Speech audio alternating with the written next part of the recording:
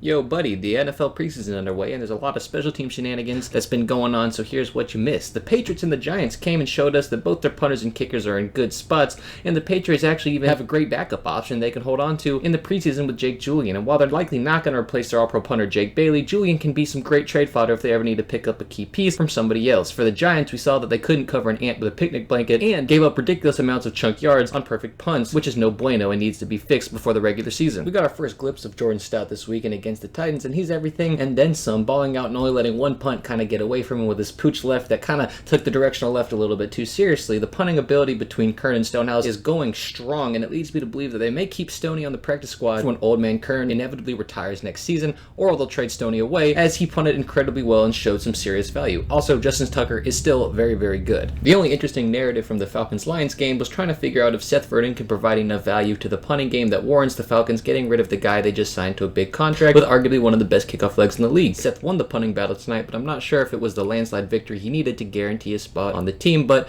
we'll keep up with this going forward. Although we all like to laugh at Deshaun Watson going 1 for 5 for 7 yards in the Browns game, what was actually heating up was a punting battle with Cleveland. Bojork was hitting 2 very good punts that got returned for a good bit of yardage, but Charlton hitting some great fair catches that guaranteed the net yards. It'll be interesting to see who wins that battle, and also we got our first glimpse of Cade York hitting only a 31-yard field goal, but you know what? It's good, which is more than the Browns could have asked for the last couple of seasons. The two narratives coming out of the Jets-Eagles games was to see if Sipos could come back from a rough last year to not get released mid-seasons, and today was a step in the right direction for him, and the Jets choosing between Eddie Pinheiro and Greg Zuerlein while not kicking enough field goals to effectively tell which one they should have. These are both developing stories, but we're going to try to keep an eye on them. The Cardinals and the Bengals showed a lot of promise as Shooter McPherson came out with guns blazing, hitting twice from 55 plus, looking to be the league's second Justin Tucker-like kicker. Aside from both teams having punters on reserves that played really well, I doubt the Bengals are going to release Kevin Huber, but it would be interesting to see if the Cardinals are going to keep Andy Lee after Nolan Cooney punted incredibly well last night. The Packers' special teams woes may not be over, with Crosby on the PUP list, leaving Burkich, who's express mailing Niners fans in the crowd some footballs, which is less than desirable for your backup kicker, and Mitch Wishnowsky showed some pretty mid punting, which is rather unusual for him. Almost nothing exciting happened in the Panthers game, except for the fact that this is the first time Hecker has been in a non-Rams uniform in his career, and he's still doing his thing. Zane Gonzalez looks solid as well, and on the flip side, Joey Sly, the ex-Panther, missed a PAT, so the Commanders will surely be keeping an eye on his performance moving forward. The best thing coming out of the Chiefs-Bears games this Saturday was the safety hitting a PAT, which to this day I still can't believe actually happened,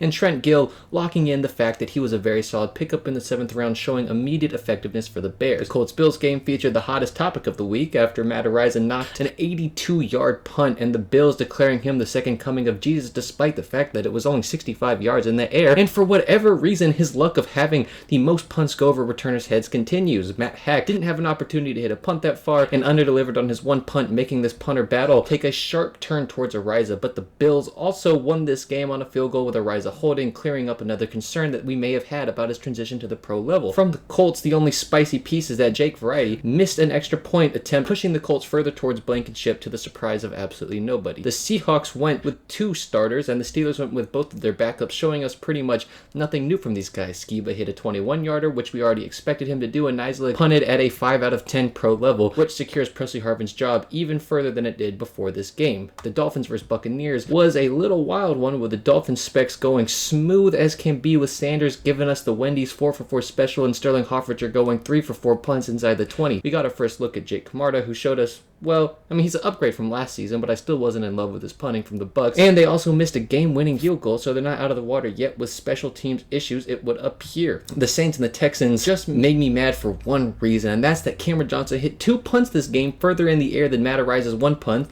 but because both of them were fielded, he got none of the dick riding allotted to Matt Araiza for his efforts. Aside from that, the Saints looked solid as always on the special teams, and the Texans only missed 1 from 59 yards, so nothing too exciting or revelating coming out of this game. The boys in the Bronx had nothing special except for this masterpiece punt by Anger and Corliss Waitman, painfully losing the punting battle to his teammate Sam Martin, which if he doesn't turn around, he may not make it to the end of the preseason with the Broncos. The Chargers and Rams gave us this gut-wrenching game where we see the Rams make Dicker do all 3, which has notoriously never worked out well in the league long term, so I hope they get Dicker some help. Even though he was sufficient today in all of the aspects of the punting, kicking, and field goal kicking game, it puts him at an increase of injury as it takes a toll on his body to stay proficient in all forms of kicking. So finally, we have the Vikings versus the Raiders, where the only position battle is really coming from Ryan Wright taking on veteran Jordan Berry, and from the 3-punt split between the two of them. It looks fairly even right now, which doesn't always play out in the benefit of the rookie. When it comes to the Raiders, the announcer said it perfectly. That the Raiders don't have to worry about much, knock on wood, is the special teams, the kicking game with Daniel Carlson, A.J. Cole, Trent Sig, those special teamers rock solid the last couple of years for the Raiders. So yeah, buddy, that's what you missed. Anyway, I'll see you around next week if you miss anything else. All right, bye. Opportunity to return a punt. Montrell Washington will watch for now. And Davis did not take the fair catch. And he took the big hit.